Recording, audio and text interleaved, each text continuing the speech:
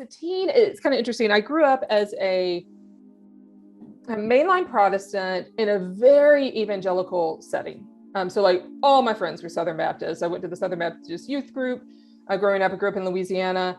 And I would say in my church, like even though I went to a mainline church, it was, I would hazard a bet that 95% of people there believed in hell, and they used they didn't use spear tactics, which I'm very grateful for the most part. But growing up until I was maybe in college, I kind of had this presumption that hell was real, but I was questioning it. I probably struggled with that.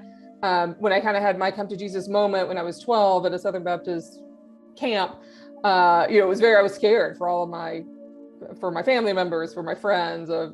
I tried to have one or two really awkward kind of salvific conversations that didn't go well. Not surprisingly, people didn't like that. Hard to believe, but and so now, I really shifted to a place when I did my historical study. I was like, oh, I saw how hell became created and why it became created as a part of the Jewish experience. And then Christians are the ones who take that and go to the next level with it. When Christianity and Judaism split, Jews didn't really hang on to the hell part quite as much as Christians did. And so these days, I really see it as a historical concept. And I think theologically, I'm like, well, we create hell really, really well here on earth. Like the afterlife, we don't even need the afterlife in order to experience what separation from God is. We do that as human beings. And so these days, I'm more of the line of let's create heaven on earth. That's what we're called to do. How can we do that? That to me, that's what the message of Jesus is. It's about creating heaven here on earth, economically, making the best life possible for people, getting rid of our shame and our guilt and all the things that do separate us. It's from God, but also as human beings from one another. My kind of jam, the niche that I specialize in these days, is sort of twofold. I'm a New Testament scholar, and so that's what my PhD work is in. And so I love assisting with biblical literacy and helping people free themselves from the idea that scripture can only be interpreted one way, or it can only mean one thing. And I love helping people see that scripture can be a tree of life, not a tree of death, and finding ways to be more holistic with our understanding of scripture.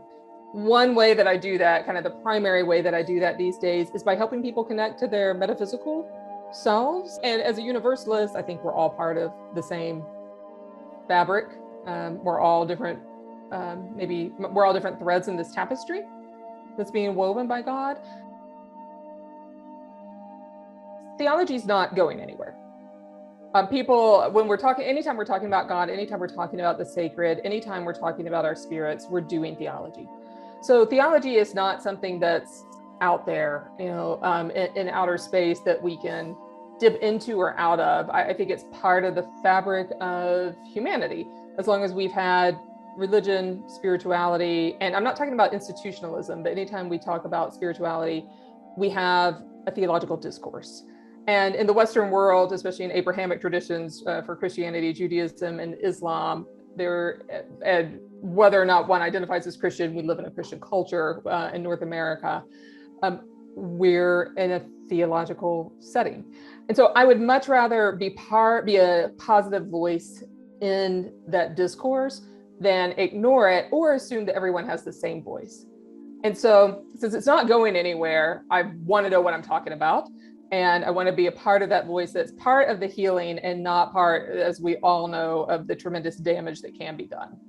And so I don't think there's a way to talk about society, a way to talk about politics without talking about theology. So I think part of my mission in life is to equip people with better language, better questions, and better avenues for doing theology. Because it's not something we talk about, it's something we do, it's something that we live.